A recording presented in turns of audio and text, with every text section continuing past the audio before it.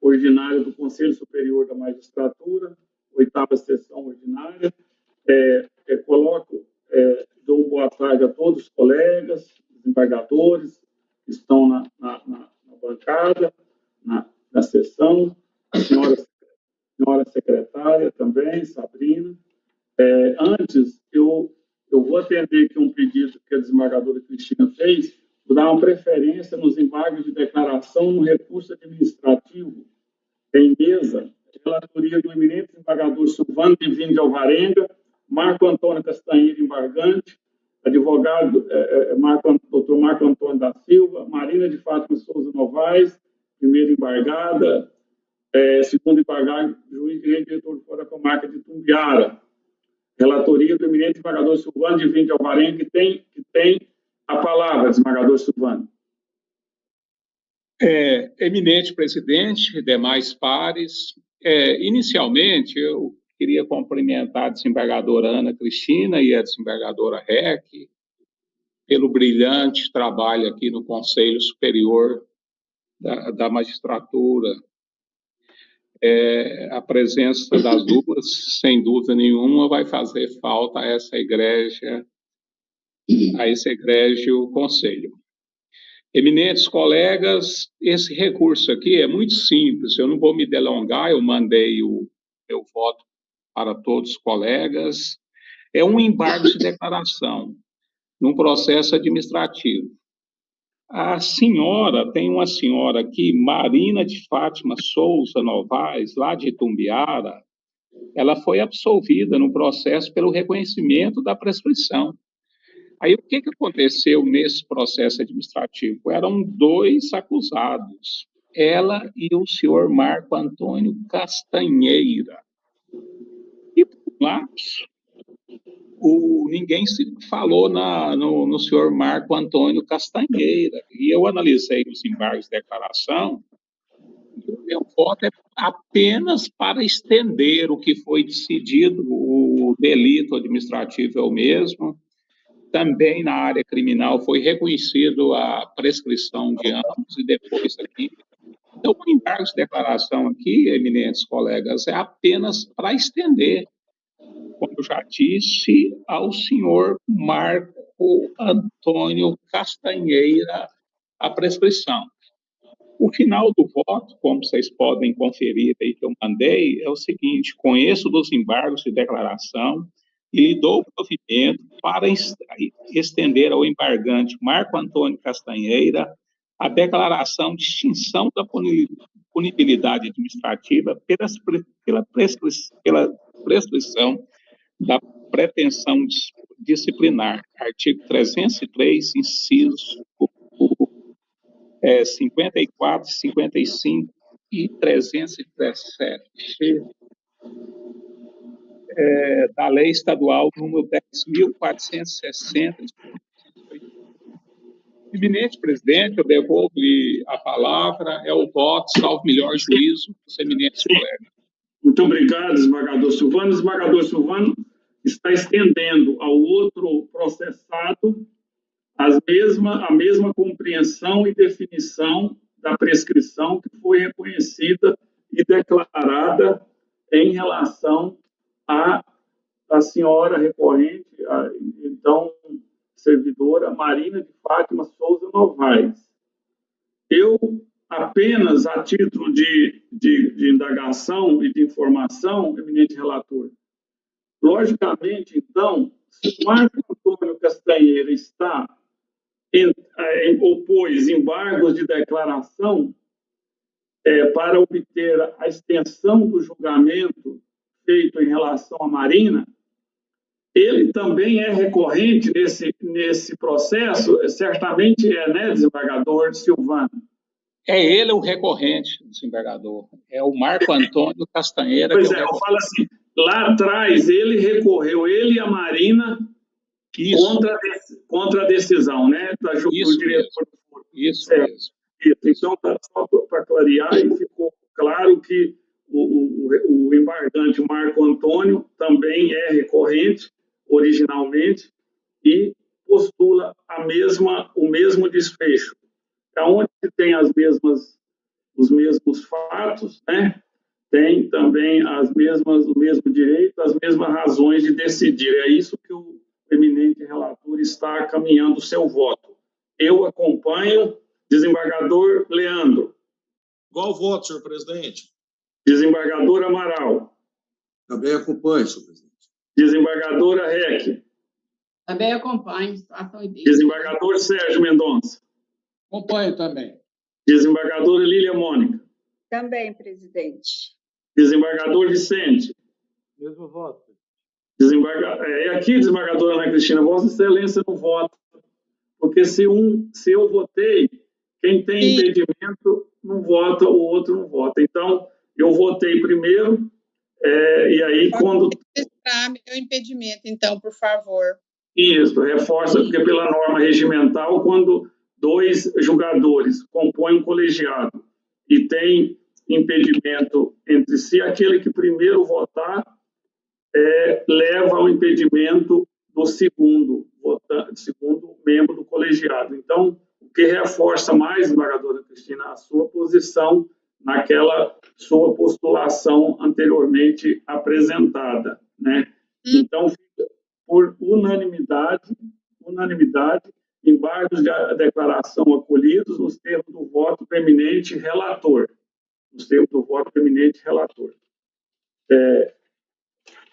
Aí, desembargadora Cristina, tem mais alguma colocação ou Vossa Excelência... Não, só isso. Eu agradeço muito, desejo uma boa sessão a todos e se houver, como eu disse de início, algum processo sobre a minha relatoria do Conselho, eu vou pautar para essa próxima sessão antes que chegue um novo componente para o Conselho Superior da Magistratura. Certo? Pois não. Muito obrigado. Fique à vontade. Boa tarde. Um abraço a todos. Bom trabalho. Obrigado. Nós temos agora uma sustentação oral, é o recurso processo 7, página 3, processo número 7, página 3, recurso administrativo, Dr. Luiz Antônio Afonso Júnior, recorrente, juiz de direito lá do Dr. Luiz Antônio Afonso Júnior, deve estar em catalão hoje, né? Isso, catalão. O ato da presidência, a relatoria da eminente desembargadora Lília Mônica de Castro Borges Escher. Está inscrito aqui o doutor Diogo Crozara. Boa tarde, doutor Diogo. Boa tarde, presidente. Boa tarde a todos. E com a palavra, então, a eminente relatora, doutora desembargadora Lília Mônica. Presidente, boa tarde a todos, boa tarde, doutor Diogo. Eu devolvo a palavra para o senhor, presidente, para o senhor passar para o doutor Diogo, porque eu penso que não tem necessidade de fazer o relatório. Foi disponibilizado, né, desembargadora Lília Mônica? Então, eu passo a palavra, então, à sustentação oral do doutor advogado, doutor Diogo Crozara. Boa tarde, presidente. Cumprimento Vossa Excelência, cumprimento a digna relatora, doutora Lília Mônica, cumprimento os demais componentes desse conselho, Sabrina, os demais servidores. A questão aqui posta é uma questão, me permita trazer aqui de forma resumida, sobre a contagem de tempo de serviço para fins de cômputo de licença-prêmio do período em que o doutor Luiz Antônio atuou em outros tribunais. No caso, o Tribunal de Justiça de Minas Gerais, entre 1º de fevereiro de 94 a 19 de dezembro de 96, como servidor, e no Tribunal de Justiça do Tocantins, entre 20 de dezembro de 96 a 8 de novembro de 2001, como magistrado.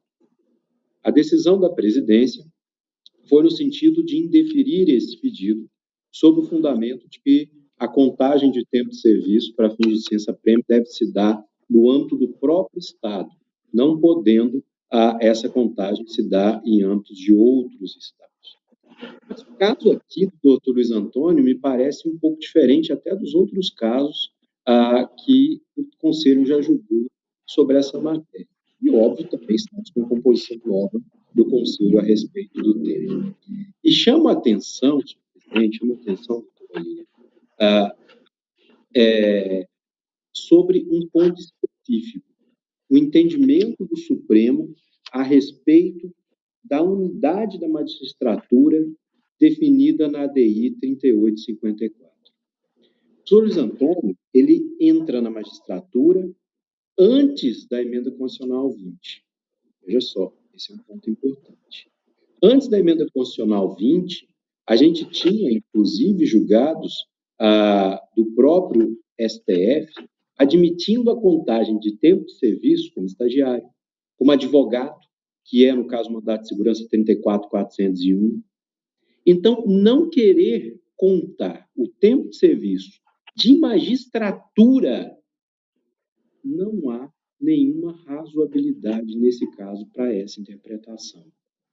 Porque ele, como magistrado, mesmo que em outro estado, o Supremo entende que há uma unicidade para todos os fins nesse tipo de contagem. Me permita trazer aqui um trecho do voto, do acordo do Supremo na DEI 3854, onde o Excelso Pretório decidiu. O artigo 93, inciso 5 da Constituição Federal, revela expressamente o caráter nacional da estrutura judiciária brasileira, inclusive no escalonamento vertical dos subsídios, que na disciplina do limite para determinar os subsídios dos magistrados não integrantes dos tribunais superiores, reconhece todos como categoria da estrutura judiciária nacional, não retratando qualquer distinção entre os órgãos dos níveis federal e estadual. Eis o inciso 5 do artigo 93, com redação dada pela Emenda Constitucional 19, de 1998. Assim, o caráter nacional da magistratura, determinado pela Constituição, sujeita todos os magistrados aos mesmos princípios e normas. E a interpretação dessa discussão, nesse caso, ela deve ser, assim, sistêmica. Dizer, olha, ele não é do Tribunal de Goiás. E aqui eu queria chamar a atenção, porque há, para mim, uma compreensão equivocada dessa interpretação dada pela presidência nesse tema, porque se entende o seguinte, olha, não contribuiu com o Estado de Goiás. Mas aqui não se trata de questão de contribuição. Ele contribuiu com a magistratura nacional e a questão principal aqui é que aquele tempo de serviço já estava incorporado ao seu patrimônio pessoal. E por isso ele deveria ser reconhecido. Aliás, sobre esse tema, eu vou trazer um julgado da primeira Câmara de relatoria da desembargadora Reck, onde ela decidiu o seguinte: conforme o entendimento do STJ, as vantagens pessoais, uma vez incorporadas pelo servidor público, integram seu patrimônio jurídico, não podendo ser suprimidos por posterior legislação, sob pena frontal de ofensa ao direito adquirido. Aqui, desembargadora Reck, era questão de magistério rural, não tem nada a ver com o magistrado. Mas o tema aqui tocado é esse. Quando ele prestou esse serviço lá atrás, no Tribunal de Justiça do Tocantins, especificamente, porque até a questão do Tribunal de Justiça de Minas, a gente poderia falar, mas ele é servidor lá em Minas, não se aplicaria a DI. Mas esse período todo do Tocantins, ele era magistrado. Então, não tem como não dar um caráter diferenciado a esse tempo de serviço. Já fazia parte dele. E esse tempo como magistrado foi averbado do tribunal lá atrás, quando ele entrou no tribunal. Veja, então o tempo já está averbado. Para fins de aposentadoria, para fins de promoção, em critério de desempate, no exercício da magistratura em outro estado. Não vai o ser para fins de contagem de serviço de licença. Para mim, claramente, se mostra equivocado essa condição, mostra equivocado esse entendimento. E aí, fui fazer uma pesquisa em alguns lugares, trouxe, e aí temos alguns entendimentos de São Paulo e do Distrito Federal que dão guarida a essa situação, e aí eu trago um julgado de São Paulo, no MS 190125, que diz: o tocante ao tempo de advocacia como serviço público, esse órgão especial em decisão de novembro de 90 assegurou o cumprimento de 5 anos de advocacia para concessão de licença-prêmio. Que os períodos inferiores podem ser considerados para a formação do bloco aquisitivo e a presidência manteve, mesmo após o advento da emenda constitucional 20, para todos os magistrados cujo ingresso na carreira foi posterior. Uma vez reconhecidos os membros do Ministério Público no ponto de exercício de advocacia, até máximo de 5 anos para todos os filhos, o direito é extensivo aos magistrados. O Ministério Público de Goiás, e aqui também pede a aplicação da Lei da Cidadania, no caso, o artigo 3º da Lei Estadual 20.382, o Ministério Público ele conta esse tempo de serviço. Ele faz esse ponto. A gente já tem buscado isso muito, eu tenho defendido aqui da tribuna essa contagem, e o tribunal não faz essa conta. Razão pela qual, até por ser uma matéria que já é de conhecimento de vossas excelências, é que pede o provimento do recurso administrativo para que seja feita essa contagem para fins de licença daquele período que já está lá averbado no tempo de serviço dos magistrados. E, especialmente, no caso, esteja ao menos provido em parte o recurso, para que, reconhecida a honestidade da magistratura, seja garantida a ele a contagem do tempo de serviço como magistrado. É o que requer, senhor presidente. Obrigado, doutor Diogo. Volta a palavra à eminente relatora, desembargadora Lília Monte. Obrigada, presidente. Consoante relatado, cuida-se de recurso administrativo interposto por Luiz Antônio Afonso Júnior, juiz de direito, diretor do foro e titular do 2º juizado da comarca de Catalão, Goiás, contra a decisão proferida pelo presidente do Tribunal de Justiça do Estado de Goiás, quem deferiu o pedido de usufruto ou conversão em pecúnia de licença-prêmio. A controvérsia jurídica cinge-se na possibilidade de considerar ou não o tempo de serviço público prestado em outros estados da Federação para fins de contagem do prazo de 5 anos necessário para o implemento da licença-prêmio. Extrai-se das informações prestadas pela Diretoria de Recursos Humanos que o recorrente exerceu o cargo efetivo no Tribunal de Justiça do Estado de Minas Gerais, no período de 1º de 2 de 1994 a 19/12 de 1996. Atuou como juiz de direito do Tribunal de Justiça do Estado do Tocantins, de 20/12 de 96 a 8/11 de 2001. E ingressou na magistratura do Tribunal de Justiça de Goiás em 9/11 de 2001.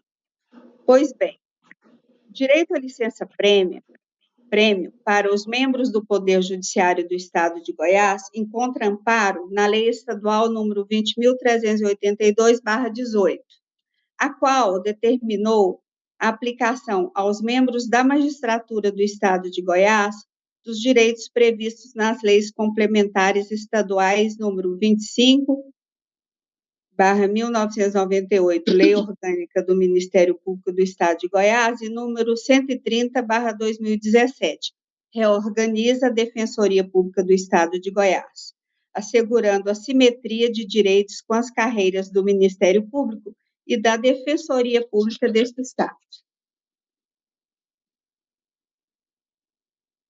Com efeito, o artigo 3º da Lei Estadual número 20.382/18 prevê a aplicação aos membros da magistratura do Estado de Goiás dos direitos previstos nos artigos 108 a 110 e respectivos parágrafos da Lei Complementar Estadual número 25/1998 e nos artigos 138 a 141 e respectivos parágrafos da Lei Complementar número 130/2017, reconhecendo para os magistrados o direito ao gozo da licença-prêmio e eventual indenização.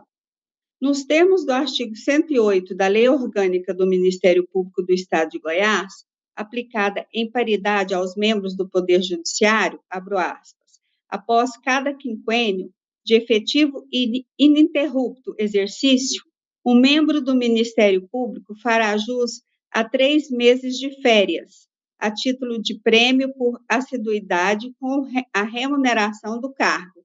Fecho aspas. Referido regramento é reproduzido no artigo 138 da Lei Complementar número 130/2017, norma que regulamenta a carreira da Defensoria Pública de Goiás. A referida norma estadual foi regulamentada pelo Decreto Judiciário número 312/2020, assinado pela presidência desse egrégio Tribunal de Justiça, o qual estabeleceu e disciplinou os critérios para a concessão da licença-prêmio para magistrados e sua conversão em pecúnia.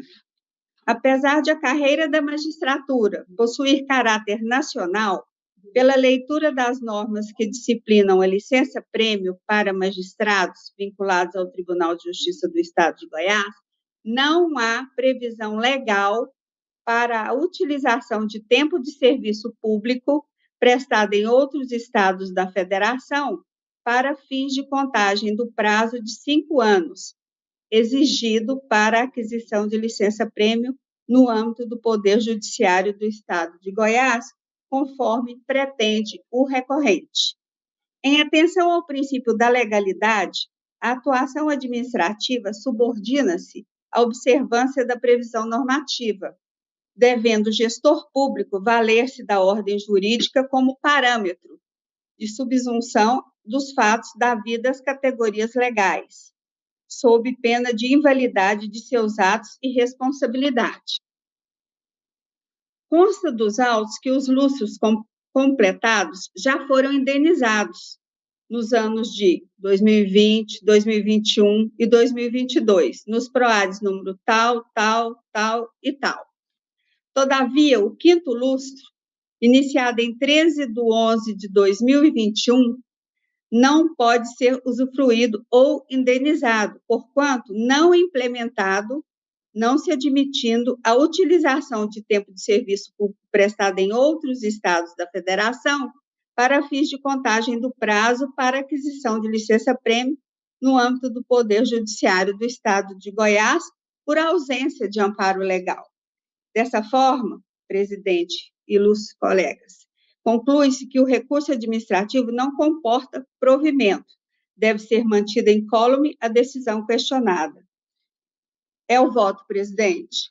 Muito obrigada. Obrigado, desembargadora Lilian Mônica.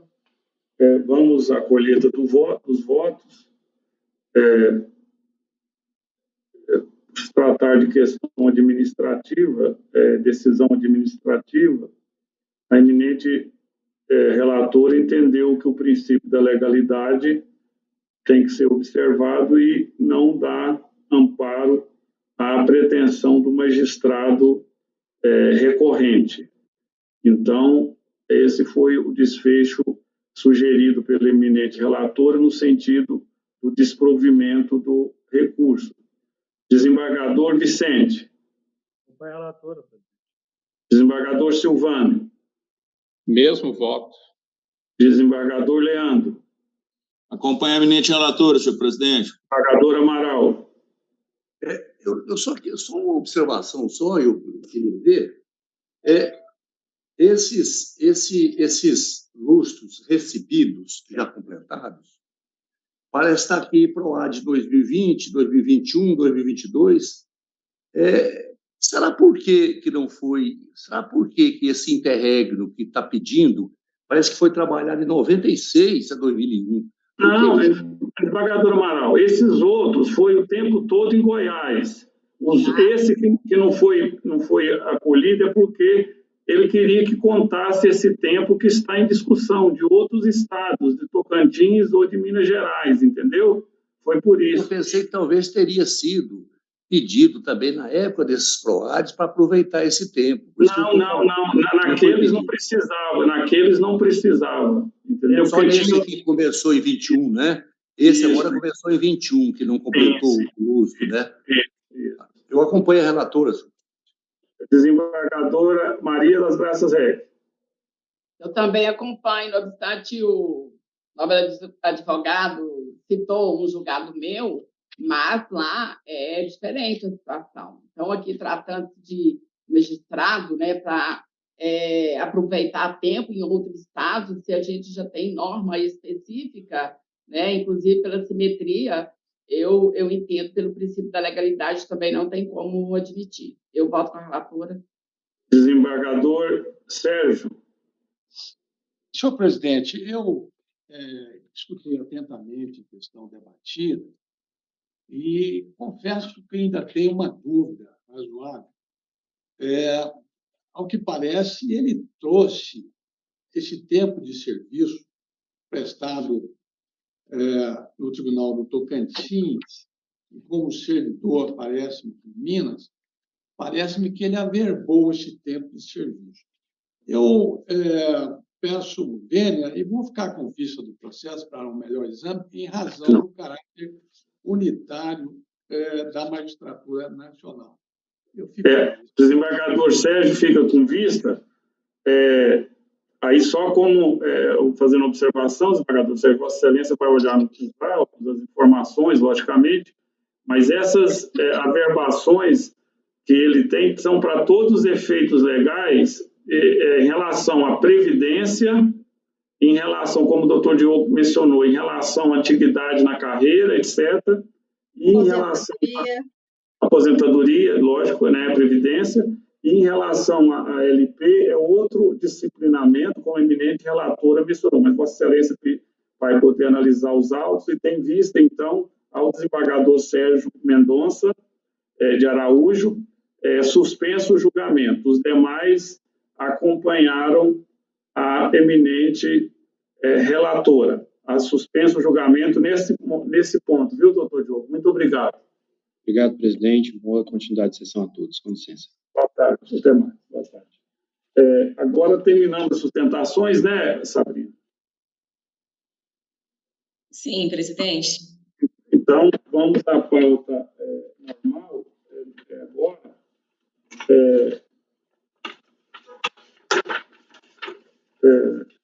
O número 1, pauta adiada, iniciada, recurso administrativo, Eugênio Rios, recorrido ao ato da presidência, relatoria do desembargador Vicente Lopes da Roça Júnior, Eugênio Rios é o recorrente, julgamento suspenso com vista do eminente relator, desembargador Vicente Lopes da Roça Júnior, após sustentação oral da doutora Neilda Gomes Soares, em favor do recorrente. Com a palavra, o eminente relator. Obrigado, presidente. Boa tarde, Vossa Excelência. Boa tarde. Boa tarde. Sabrina, advogados, servidores. Presidente, aqui, só para relembrar, o recurso administrativo foi interposto por Eugênio Rios contra despacho de Vossa Excelência, que reconheceu a prescrição do direito de levantamento das parcelas vencidas e vincendas referente ao nono das URVs devidas ao decujus, Hercílio Período de Campos, em razão do espólio de Janira de Campos Rios. Então, ele vem requerer aqui essas parcelas da URV e diz ter direito a essas parcelas, primeiro, alegando que se aplica aqui o artigo 202, inciso 5, 5º do Código Civil, e dizendo que não ocorreu a prescrição, uma vez que tratava-se que houve interrupção da prescrição, já que ele obteve o alvará judicial para o levantamento desses valores e alega também que não ocorreu a prescrição porque ele foi reconhecido incapaz em processo judicial no ano de 2008, inclusive possuindo curadora. A doutora Marina Cardoso Buchidid, auxiliando a presidência, deu parecer pelo desprovimento, reconhecendo a prescrição. Vossa Excelência assim caminhou também, daí o recurso aqui para esse conselho. Eu estou mantendo a decisão e eu explico a decisão de Vossa Excelência e explico por quê. Primeiro, eu fiquei com vista, porque foi dito a sustentação oral, 2 pontos de chamar a atenção.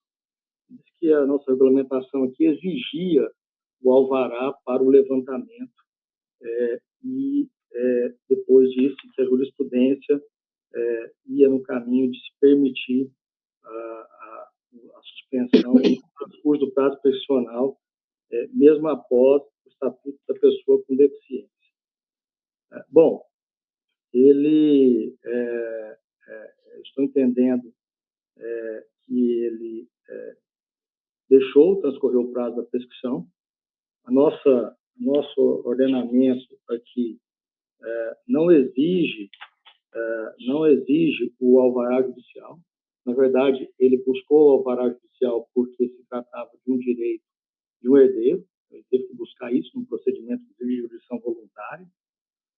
Daí também não se aplica o 202, porque o Poder Judiciário do Estado de Goiás, né, a administração pública desse tribunal, não foi constituída em mora, inclusive não participou daquele processo de expedição de alvará. E Vossa Excelência, presidente, regulamentando aqui o prazo prescricional daqueles que teriam direito às ORVs, entendeu, né, e regulamentou que o prazo prescricional passaria a correr a partir de março de 2016, 3 de agosto de março de 2016. Foi quando o órgão especial compreendeu, né, destinou, reconheceu que os servidores teriam direito ao recebimento dessas URVs de novembro de 93 a fevereiro de 94. Ocorre que o alvará foi apresentado aqui nesse tribunal para levantamento dos valores somente em 2022, portanto, mais de 5 anos após o prazo estabelecido da prescrição, né? O prazo estabelecido no PROAD, no PROAD 2022, 06.341.765. Então, eu vejo aqui que ocorreu a prescrição. Em que pese ele diga que se enquadra como absolutamente incapaz, após o Estatuto da Pessoa com Deficiência, absolutamente capaz é apenas o menor de 16 anos. É bem verdade que o TRF4 e alguns tribunais têm entendido que essa exclusão, esse transcurso do prazo prescricional para aquele que sofre de alguma enfermidade seria inconstitucional. Mas nós estamos aqui no âmbito administrativo. Nós não podemos reconhecer a inconstitucionalidade, deixar de aplicar a norma de ofício por entendê-la inconstitucional. E também não fazemos controle de constitucionalidade. Então, nós temos que aplicar a legislação em atendimento ao princípio da legalidade a que estamos vinculados. Como a lei, o Estatuto com Deficiência alterou a previsão de não transcurso do prazo prescricional, a partir de 2015, que é quando essa lei entra em vigor, o prazo voltou a correr para todos aqueles que, mesmo enfermos, estavam declarados incapazes, passando a serem relativamente incapazes por força da alteração trazida pela Lei 13.146 de 2015. Então, como de 2016 para cá, transcorreu, a 2022, transcorreu mais do que 5 anos, ele já era relativamente incapaz durante esse período, portanto, não tem direito a ser tratado como absolutamente incapaz sob a égide da nova lei do Estatuto do Deficiente. Ele alega também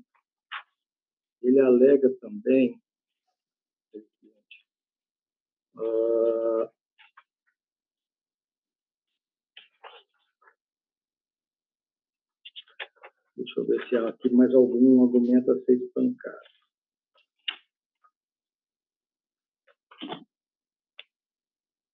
Ele alega também o seguinte, que as ORVs são indenizadas em 130 parcelas. Então, ele quer fazer disso um entendimento, trazer com isso o entendimento de que seria uma prestação de trato sucessivo. Então, pelo menos parte das parcelas não estariam prescritas. Só que não se trata aqui de prestação de obrigação de trato sucessivo, porque não há contraprestação sucessiva.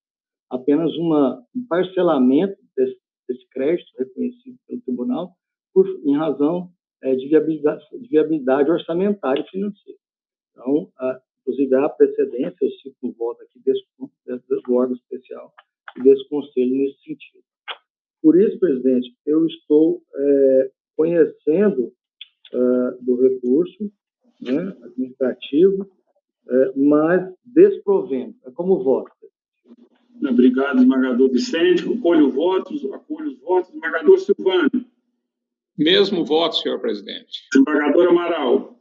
Bem, acompanhe, senhor presidente. Desembargadora Reck. Acompanhe o relator. Desembargadora Lília Mônica.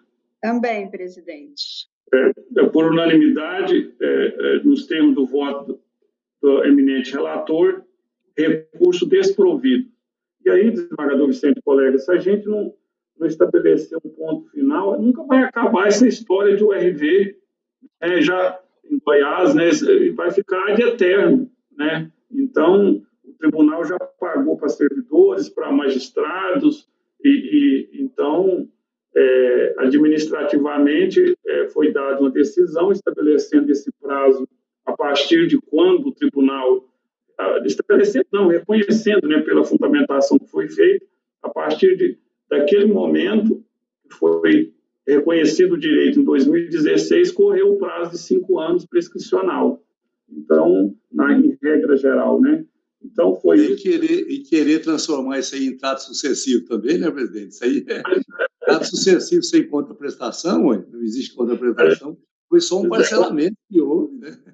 Como o desembargador Vicente mencionou, foi um parcelamento por questão orçamentária e, com verdade, foi antecipado, né, desembargador Moral e colegas, não tem realmente direito, né? Então, desembargador Moral, eu peço para Vossa Excelência, eu tenho um compromisso agora, continuar a presidência da sessão, desembargador Amaral, por favor. Peço a compreensão dos demais, todos os colegas, e desejo uma boa continuidade de sessão, e qualquer coisa estamos à disposição, e até mais tarde lá, desembargador Amaral, e os colegas que puderem ir, tá? Muito obrigado, uma boa continuidade de sessão. Obrigado, Sabrina. Licença para sair aqui, colega. Então, dando prosseguimento aí aos julgamentos, agora eu estou aqui só com a folha da pauta, é o número 1, né, Sabrina? Número 1, recurso administrativo, que tem como relator o desembargador Sérgio Mendonça, é isso, não é? Mesmo, presidente. Vamos continuar aí, né? Então, o desembargador Sérgio, recorrente o espólio de Maria de Fátima de Oliveira e o recorrido, o presidente do Tribunal de Justiça, Vossa Excelência está com a palavra, desembargador Sérgio. Obrigado, senhor presidente. No caso aqui, também trata-se de um recurso administrativo interposto pelo espólio de Maria Fátima de Oliveira, em face da decisão proferida pela Diretoria de Recursos Humanos, que indeferiu o pedido de levantamento dos valores referentes a resíduo salarial, o RV, formulado pelos sucessores de Maria Fátima de Oliveira, pensionista deste tribunal e falecida no dia 29 de setembro de 2018.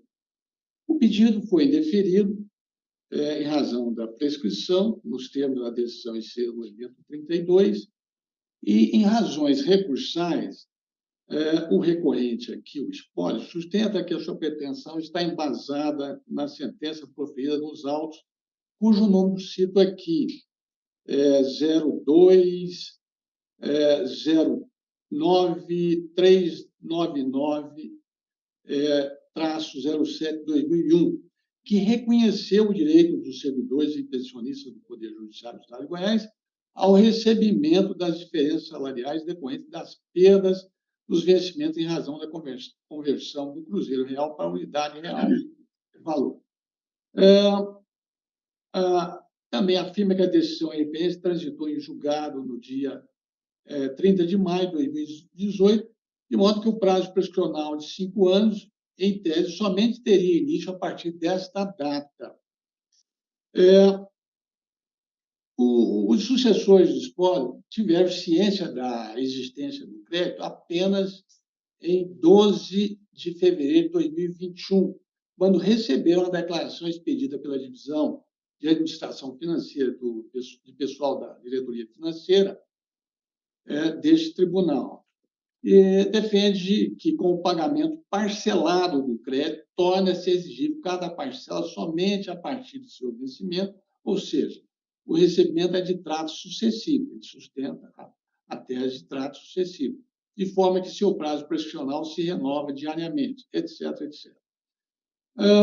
Também, por último, aduz que a decisão está em contrariedade ao disposto nos artigos 3º e 4º do Decreto 20.910, de 32, bem como ao enunciado da súmula 85 do Superior Tribunal de Justiça e ainda do parecer 19/2017, elaborado pela assessoria jurídica da Diretoria-Geral do Tribunal de Justiça de Goiás, que abordam a prescrição da pretensão envolvendo relação jurídica de trato sucessivo. Aqui, como visto, senhores, a questão, ora, em debate e julgamento, tem pontos semelhantes com o caso julgado pelo desembargador Vicente. Aqui é um recurso administrativo de pagamento de créditos da URV, em que se questiona a questão da prescrição quinquenal, o termo inicial e a data da data do fato ou ato. Eu lembro aqui que o ato recorrido está fundamentado na decisão proferida no autos do PROAD, cujo número cito aqui, um número extenso, sede em que o presidente deste Tribunal de Justiça fixou a data de 3 de agosto de 2016 como termo inicial da prescrição quinquenal nos créditos de URV aos servidores que se omitiram e não postularam o pagamento de créditos devidos até aquele momento. Pois bem, a decisão proferida na ação nos autos número 20.11.02.093.92, não tem o condão de afastar a prescrição constatada, porque o órgão especial, em acordo prolatado nos autos da petição número 19.29.38-40 de 2016, condicionou o pagamento na via administrativa à renúncia ou oferta de quitação nos autos da referida ação judicial, a fim de evitar pagamento indevido. Então, aqui, senhor presidente, eu poderia me estender mais, mas examinei a questão e me parece que esta questão é, de certa forma, recorrente, né? Contar-se-ia o prazo aqui, a partir dessa decisão proferida nos autos do PROAD, que eu mencionei, né? Ou seja, a partir de 3 de agosto de 2016, ou teria como ato ou fato gerador uma outra data. Aqui, o desembargador Vicente citou muito bem a questão. Nós aqui não vamos discutir aqui a constitucionalidade ou inconstitucionalidade de norma, não é? Que no âmbito judicial teria mais, vamos dizer, oportunidade e conveniência para se discutir isso aqui. Mas me parece que essa questão aqui já está, vamos, de certa forma, pacificada no âmbito administrativo, né? E esse parcelamento do pagamento desse resíduo, né, foi estabelecido pelo Tribunal de Justiça de Goiás como uma fórmula para propiciar aqui a adequação da folha orçamentária a esses pagamentos. Então, nós não temos como fugir disso aqui, que pese o meu entendimento pessoal aqui, que eu entendo que a parte obteve esse direito no âmbito judicial, mas para pagamento no âmbito administrativo, nós não podemos deixar de atentar para essa data aqui de 2016. Portanto, a contar desse termo inicial, não teríamos como fugir aqui da tese de que o direito estaria prescrito no âmbito administrativo, né? Agora, ressalvada a parte, se for o caso, discutir essa questão da prescrição em face, naturalmente, da legislação do decreto 20.910 de 32, o que ela alega aqui que só teve ciência do crédito em 12 de fevereiro de 2021. Então, eu verifico aqui que há decisão precedente a respeito do tema, inclusive aqui um recurso julgado pela excelentíssima juíza desembargadora Lília Mônica de Castro Borges, né? Eu trago aqui no meu julgado, e há pouco o desembargador Vicente também feriu o mesmo tema sobre a questão, envolvendo uma pessoa suposta que é incapaz, no caso. Então, eu lamento, mas a decisão é nesse sentido, de improver aqui o recurso, negar-lhe provimento. Julgamos agora, o senador Vicente relatou questão similar, que foi por unanimidade de votos, mas como na questão passada, o desembargador Leandro não votou, parece que estava ausente, eu ia consultar em bloco, mas eu vou consultar individualmente justamente por isso. Desembargadora Lília. Acompanho, presidente.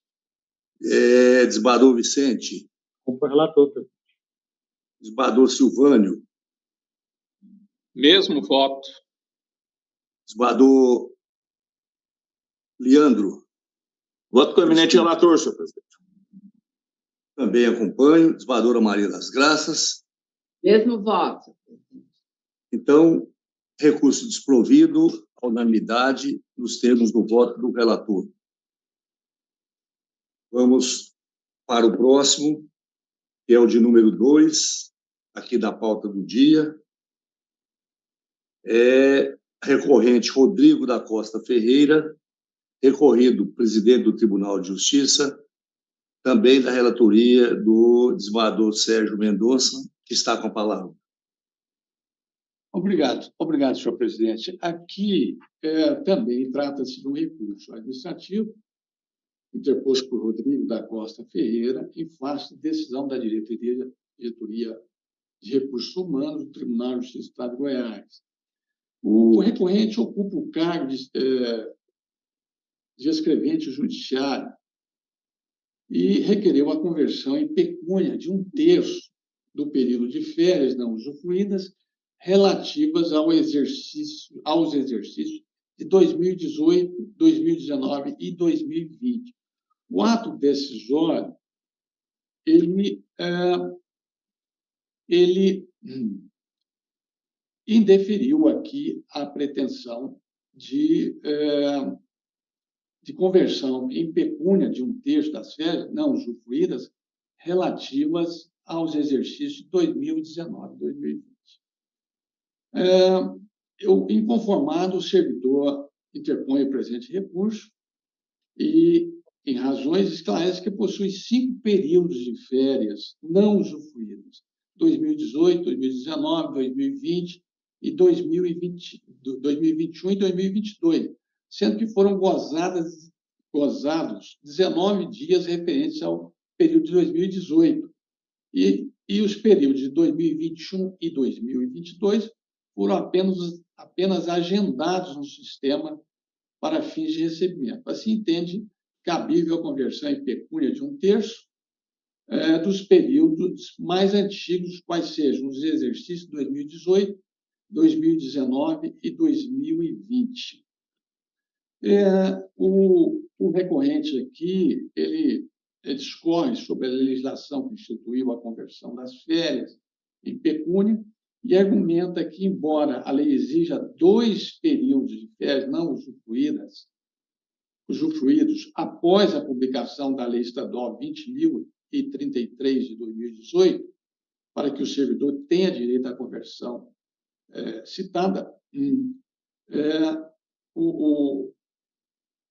constata-se que o texto legal em exame não dispõe que o período a ser objeto de conversão deve ser aquele cujo direito integralizou-se após a publicação do referido diploma legal.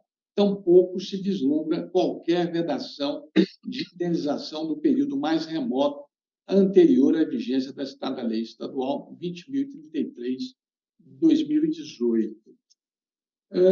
Ele entende, portanto, conclui que, na sua ótica, a hermenêutica jurídica aqui deve pender no sentido de que onde o legislador não distingue, não cabe ao intérprete fazê-lo. Relaciona julgado pertinente à defesa de sua tese e requer, afinal, aqui o deferimento da conversão em pecúnia de 1/3 dessas férias não usufruídas em relação ao exercício de 2018. Aqui nós vamos ficar restrito, então, a 2018.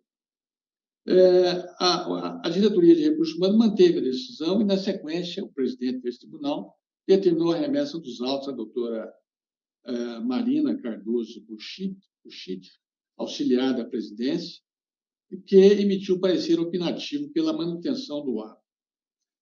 Os autos retornou ao gabinete da presidência e a decisão foi ratificada.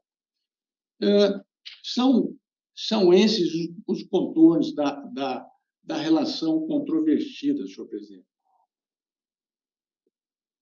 E aqui no recurso, eu estou encaminhando o voto aqui nos termos da emenda, e, se for necessário, eu volto aos fundamentos do julgado, né? Mas no sentido de conhecer e desprover o recurso. E eu explico aqui o porquê. Nos termos do artigo 5º da Lei 20.033 de 2018, os períodos de férias não usufruídos e anteriores à publicação da Lei Estadual 20.033 de 2018 não serão objeto de conversão em pecúnia, haja vista a ausência de disposição específica autorizativa da retroeficácia do diploma legal em referência. Portanto, senhor presidente, em obediência ao princípio da legalidade, norteador da administração pública, o administrador deve total subordinação à previsão normativa, se valendo da ordem jurídica como parâmetro de subsunção dos fatos da vida às categorias legais, sob pena de invalidade de seus atos. Então, senhor presidente, aqui, para ser bem sintético, eu estou conhecendo o recurso, mas entendendo aqui que não há previsão legal para essa conversão em pecúnia aqui do terço, haja vista a ausência dessa disposição legal. A lei foi posterior e, portanto, o período é anterior, né? Eu estou, portanto, conhecendo o recurso e desprovendo, senhor presidente. Uma questão também muito recorrente aqui, né? Essa tentativa de conversão desses terços de férias antes do advento da lei, né? É questão de absoluta recorrência. Eu consulto em bloco os colegas se tem alguma divergência. Não. A unanimidade, desprovida a unanimidade, Sabrina, nos termos do voto do relator. Próximo recurso também é do esbador Sérgio, tem como recorrente Aline, não sei se eu vou pronunciar correto o nome, parece que é Wojtowicz do Nascimento. Se não estiver pronunciando, desculpa. corretamente. Estou vendo o nome, parece na tela aí. Deve ser para... Ele está acompanhando, presidente. Acompanhando. Ah, tá certo. E o recorrido aqui também é o presidente do Tribunal de Justiça. Passa a palavra, então, a Vossa Excelência, desembargador Sérgio. Não, senhor presidente. Aqui trata-se igualmente de um recurso administrativo interposto por Aline. Não sei, desculpe se estou pronunciando acertadamente, Witovic do Nascimento, em face de decisão proferida pela diretoria de recursos humanos do tribunal, né, encampada pela presidência, que indeferiu o pedido de pagamento de gratificação de nível superior de forma retroativa à sua nomeação, ou seja, a nomeação de Aline, que ocorreu em 1º de outubro de 2018.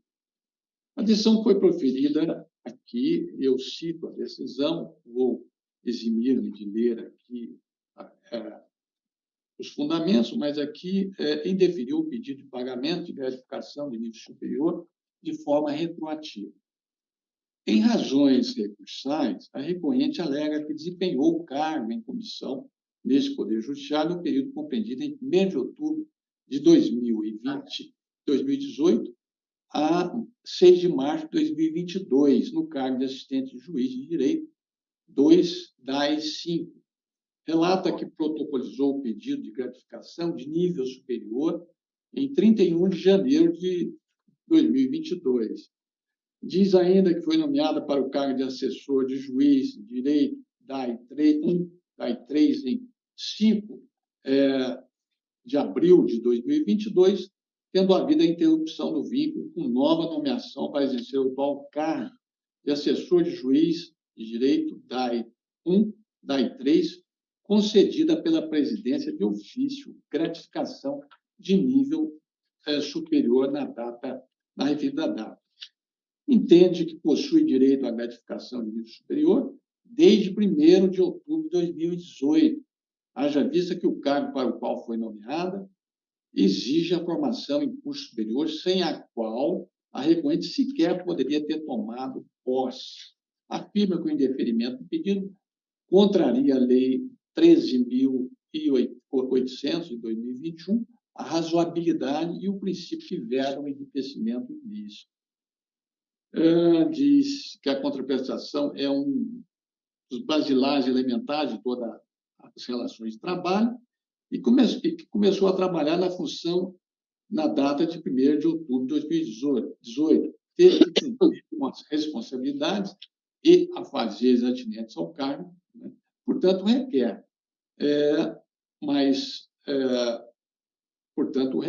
o direito postulado.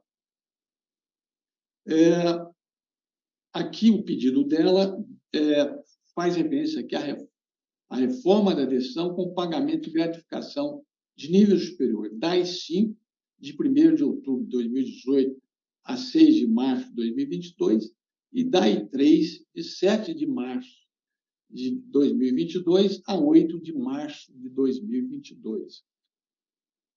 A diretoria de recursos humanos deu parcial provimento ao recurso por haver a recorrente comprovado a graduação em direito e deferiu gratificação de nível superior no percentual de 25%, apenas no período de 8 de fevereiro de 2022 a 6 de março de 2022, sobre o vencimento do cargo de assessor de juiz de direito 2, DAI5, bem como no lapso de 7 de março de 2022 a 8 de março de 2022, sobre o valor do vencimento do cargo de assessor de juiz de direito 1, DAI3. Manteve os demais termos da decisão recorrida.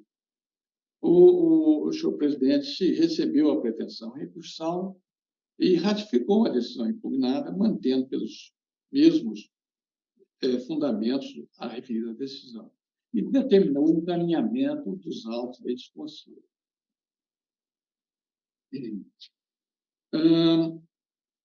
A incorporação aqui, ela encontra previsão nos artigos 27, caput e 28, inciso 1 e 2 da Lei Estadual 16.893 de 2010, desde que os servidores do Poder Judiciário apresentem os correspondentes diplomas das instituições reconhecidas na forma da lei. Lembro também que essa concessão de gratificação de nível superior não é automática com a nomeação do servidor, né, para o cargo efetivo ou comissionado. Isso é necessário que a administração pública seja provocada pelo servidor interessado e, uma vez concedida, os efeitos pecuniários retroagem a data do protocolo do pedido e não da data da nomeação, conforme aqui é postulado pela recorrente à lei. Assim, senhor presidente, eu estou aqui encaminhando o voto, né, no sentido de conhecer o recurso, mas o desprover, para manter a decisão impugnada.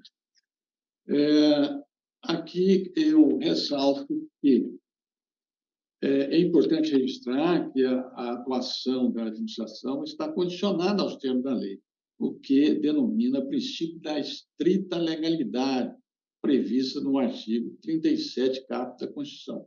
Logo, não há margem de discricionariedade ao administrador público para optar por fixar o termo inicial dos efeitos da gratificação, senão aquele definido em lei, uma vez que se trata de ato administrativo vinculado, que deve observar o referido princípio. Então, senhor presidente, eu estou aqui conhecendo e desprovendo o recurso administrativo. É bem explicada a questão. Eu consulto também em bloco os colegas se há alguma divergência ou se estão de acordo com o relator. De acordo. Não havendo divergência, estando todos de acordo, então, sabendo a unanimidade de votos, nós temos o voto do relator, desprovido o recurso. Vamos ao número 4 da pauta, que tem como recorrente Maitã Vinícius Santana Lima, recorrido o presidente do tribunal, a relatoria do desembargador Vicente Lopes da Rocha Júnior, a quem eu passo a palavra. Obrigado. Então, aqui é um recurso administrativo interposto por Maitã contra o despacho da Diretoria de Recursos Humanos do Tribunal de Justiça de Goiás, né, que concluiu que o recorrente não fazia jus à conversão em pecúnia da licença-prêmio não usufruída. Ele pugnou pela reconsideração, sustentando ser incabível a aplicação da Resolução 88 de 2018 da Corte Especial deste Tribunal, abro aspas, porque ela se refere a servidores da ativa e o requerente baseia seu pedido no direito adquirido e na proibição de enriquecimento ilícito. Então, requereu ainda a aplicação do entendimento consubstanciado no PROAD de 2021, que cito aqui o número, por serem casos análogos. A Diretoria de Recursos Humanos exerceu o juízo negativo de retratação e foi endereçado, então, ao presidente dessa corte, doutora Mariana, juiz auxiliar, deu parecer opinando pela manutenção da decisão recorrida e o presidente acolheu o parecer e agora estamos aqui a julgar o recurso. O que temos aqui? O requerente ele exerceu o cargo efetivo de escrevente judiciário 1 de 28 de abril de 2010 e foi até ser exonerado em março de 2012. Posteriormente, ele exerceu o cargo efetivo de analista judiciário na área judiciária, oficial de justiça avaliador, no período de 26 de maio de 2015 a 4 de janeiro de 2021, sendo exonerado a pedido em 5 de janeiro de 2021. Então, ele pleiteou a conversão em pecúnia da licença-prêmio com período aquisitivo entre 26 de maio de 2015 a 26 de maio de 2020, que não teria sido usufruída. A juíza auxiliar, aplicando aqui a lei estadual 20033, de 2018, entendeu que o seu parágrafo 4º exige para a conversão em pecúnia da licença-prêmio do serventuário forense ativo, além da integralidade do lustro, o exercício para o cargo efetivo no Poder Judiciário há mais de 10 anos. E na data da oficialização do requerimento, o servidor não pode estar em gozo de licença por interesse privado.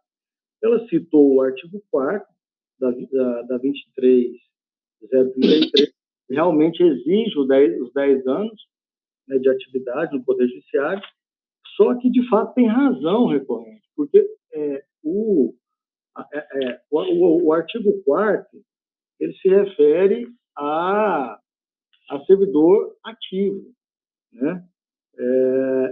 E não ao servidor inativo. E eu explico por quê.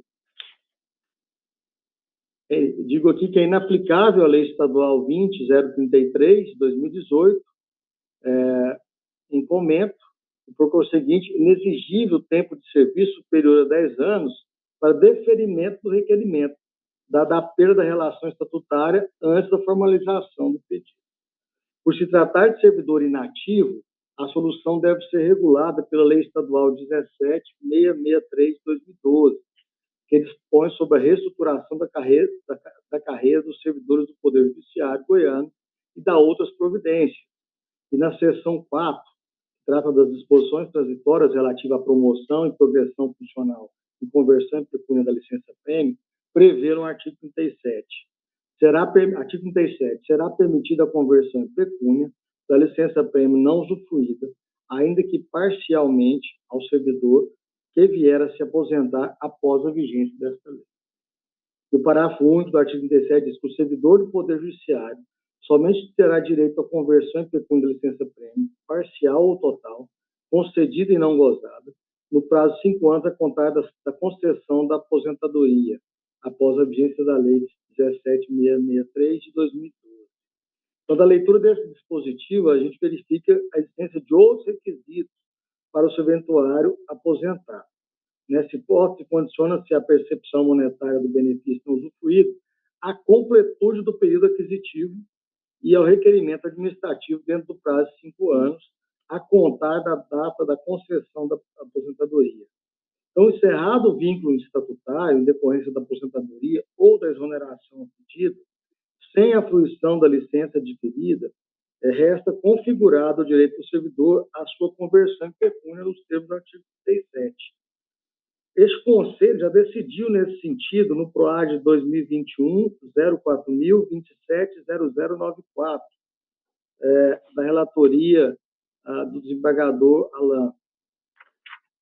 Naquela oportunidade, o Conselho decidiu, devida a conversão em pecúnia da licença-prêmio, não gozada quando a exoneração a pedido do servidor, em caso analista judiciário, área judiciária, oficial de justiça, ou seja, caso, inclusive, com atividades idênticas ao dólar recorrente, independentemente de requerimento administrativo enquanto ocupante do cargo público, sob pena de enriquecimento ilícito da administração. Então, eu transcrevo aqui o voto desse precedente. O caso é idêntico, inclusive era analista judiciário na função de oficial de justiça avaliador também, e o requisito exigido foi o da Lei 17.663, e não o da Lei 20.033, não sendo então aplicável, exigível do servidor o transcurso dos 10 anos no cargo efetivo. Até porque não seria razoável, se ele saiu, não teria como completar esse prazo, ele ficaria com o lustro, com o período aquisitivo do direito à licença, sem poder usufruí-la ou compensá-la. Então, seria, segundo o entendimento aqui, estou resumindo, né, do desembargador Alain e acolhido por esse Conselho, seria um enriquecimento ilícito por parte da administração pública, já que ele não teria como fazer uso deste caso. Então, em que pese sempre os bem fundamentados pareceres da doutora Marina, não há aqui nenhum distinguiço a ser feito com o precedente citado. Então, eu estou reconhecendo o direito do recorrente de ser adotado como parâmetro para a base do cálculo, a última e dizendo que deve ser adotado como parâmetro para a base de cálculo a última remuneração percebida enquanto estava em atividade. Além disso, por se tratar de verba indenizatória, não há incidência do imposto de renda, nos termos da súmula 136 do STJ, e há incidência da correção monetária desde a data que devido o pagamento de juros moratórios a contar do vencimento de cada parcela. Na apuração do montante, até 8/12/2021, adota-se a caderneta de poupança para os juros de mora, nos moldes do artigo 1F da 9494 de 97, com redação dada pela 11.960 de 2009, e ainda o IPCA é para a correção monetária com vista ao estabelecido no Supremo Tribunal Federal no tema 810. Após esse período, 9/12/2021, os juros de mora e correção monetária incidirão uma única vez até efetivo pagamento, conforme índice de taxa de referencial, Sistema Especial de Liquidação e Custódia, Selic, acumulado mensalmente, de acordo com o artigo 3º da Emenda Constitucional 113 de 21. Então, com essas razões, eu estou conhecendo o recurso e provendo para determinar a conversão em pecúnia da licença-prêmio não usufruída. É como voto, presidente. Nós ouvimos aí, o desembargador Vicente aplicando ao caso aqui aquela lei de reestruturação do Poder Judiciário, por se tratar de servidor inativo. Se eu entendi bem, me parece que é isso, e que o prazo prescricional corre a partir da aposentadoria, da inatividade, o prazo de 5 anos. E encerrado o vínculo, então, há esse direito para a conversão da licença-prêmio em pecúnia. Parece que foi essa a decisão, de forma sintetizada, eu consulto, como está dando provimento ao recurso, eu vou consultar individualmente, consulto o desembargador Silvânio. Mesmo voto, senhor presidente. Desembargador Leandro Crispim. Ele aposentou em que ano, do desembargador Vicente? É porque é o seguinte, desembargador Leandro, a questão da aposentadoria, ele aposentou após adquirido o prazo para licença-prêmio. Só que a Juiz Auxiliar da Presidência está aplicando a legislação que é destinada aos ativos e exige que, além do transcurso do prazo, ele tenha 10 anos no cargo efetivo. Ele não tinha 10 anos no cargo efetivo, mas tinha transcorrido o prazo de 5 anos para licença-prêmio. Nesse caso, inclusive citando o precedente aqui do Conselho do Desembargador Alain, não se aplica a 20.003, que é destinado ao servidor efetivo, mas sim a lei de reestruturação, que diz que para o inativo o requisito são 5 anos, para a aquisição da licença-prêmio e mais 5 anos de prescrição. Ele requereu dentro do prazo de 5 anos de prescrição. Então, nós não estamos discutindo aqui prescrição, nós estamos discutindo qual é a legislação aplicada. Para o auxiliar da presidência, seria a mesma legislação do ativo. No meu entendimento aqui, com a convênia de quem entender de modo diverso, seria 17.663. Quer dizer, não há o requisito dos 10 anos no cargo, porque realmente ele não cumpriu os 10 anos no cargo enquanto em atividade. Não sei se eu fui claro. Mas ele aposentou em que ano? Ele aposentou em... Vou pegar para você aqui. Não, ele não aposentou, ele pediu exoneração. Ele pediu exoneração... Eu pensei que tinha aposentado. Não, ele pediu exoneração em 5 de janeiro de 2021. Presidente, o de vista de venda para ficar com vista. O desembargador Leandro Crispim pede vista dos autos e eu consulto os demais colegas se aguardam ou se querem já antecipar o voto. Aguardam todos? Vou aguardar. Eu também vou aguardar. Então, Sabrina, após o voto do relator, dando provimento ao recurso, que foi acompanhado pelo desembargador Silvânio, o desembargador Leandro Crispim pediu vista dos autos e os demais. Agora. Peço cópia do voto, por favor, desembargador Vicente. Fica encaminhado imediatamente.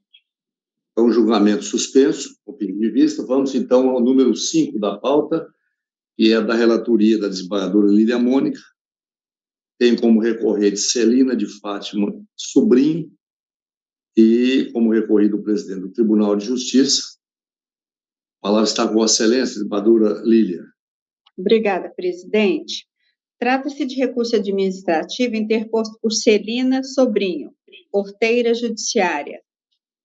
1. F3, lotada no posto avançado do Distrito Judiciário de Israelândia, integrante da comarca de Iporá, contra a decisão proferida no evento número 7, PROAD número tal, que deixou de acolher o pedido de contraprestação pecuniária dos plantões prestados pela recorrente no ano de 2019. Postula pelo direito de receber a conversão em pecúnia dos 13 dias trabalhados pela servidora em sede de plantão judiciário entre novembro e dezembro de 2019, com fulcro nos artigos 28 e 29 da Resolução 149/2021. Extrai-se dos autos que a recorrente tem direito à compensação de 13 dias de plantão judiciário trabalhados entre novembro e dezembro de 2019. Nesse contexto, não é possível converter a compensação em dias para contraprestação pecuniária, pois a Resolução 149/2021, que regulamentou essa possibilidade, somente entrou em vigor após a conclusão do ato administrativo, ou seja, em momento posterior aos dias em que a servidora pretende receber. Assim, ausente à época previsão legal que permita a contraprestação pecuniária dos dias trabalhados, não é possível aplicar norma posterior em atenção ao princípio tempus rege actum. Todavia, conforme bem lançado no parecer 650/2023 da Juíza Auxiliar da Presidência, os dias de plantão realizados pela servidora ainda podem ser compensados, pois ainda não transcorreu o prazo quinquenal previsto na norma do artigo 142, artigo 42, parágrafo 2º da Resolução 102/2019, norma vigente à época, aplicável ao caso, sendo possível, portanto, realizar nova postulação junto à diretoria do foro a que é vinculada. Assim, não prosperam os argumentos quanto ao suposto enriquecimento ilícito da administração ou prestação de serviço público gratuito. Assim, presidente, resumidamente, conheço do recurso administrativo e nego a ele provimento. É como voto, presidente. Obrigada. Consulta em bloco. Colegas, estão de acordo? Sim. Parece que é uma questão aí também recorrente, né? Porque a juíza lá, auxiliar da presidência, né, desembargadora Lívia, ela ressalvou lá a possibilidade, né, de compensação, né, desses dias de plantão, não é isso? Sim, parece uma decisão de absoluta recorrência aqui no tribunal. De acordo? Sabrina, a unanimidade de votos nos termos do voto da relatora tem sido desprovido. Vamos, então, agora ao último sessão, que é o número 6 da pauta, que tem também como relatora a desembargadora Lília Mônica, recorrente o Allen Barros Lima e recorrido presidente do Tribunal de Justiça. Passa a palavra à Vossa Excelência, desembargadora Lília. Obrigada, presidente. Trata-se de recurso administrativo interposto pelo servidor Allen Lima, analista judiciário, matrícula número tal, lotado na comarca de Jataí, contra a decisão proferida pelo presidente do Tribunal de Justiça do Estado de Goiás, que ratificou o despacho da Diretoria de Recursos Humanos, quem deferiu o pedido de conversão em pecúnia de 110 horas de banco de horas do referido servidor, por ausência de previsão normativa. Em suas razões, alegou o servidor recorrente que possui créditos registrados no banco de horas, com vencimento previsto em 31/12/2022, e, diante da impossibilidade de usufruto por razões de interesse público, almeja a conversão em pecúnia. sustentou que, abro aspas, laborou além de sua jornada de trabalho, em benefício deste Tribunal de Justiça, sem que possa gozar da compensação do benefício do banco de horas, sendo devida a contraprestação pecuniária, fecho aspas, sob pena de enriquecimento ilícito da administração. Diante disso, requeriu a reconsideração da decisão atacada para deferir o pedido de conversão em pecúnia de 110 horas de banco de horas em razão da impossibilidade de usufruto das horas trabalhadas.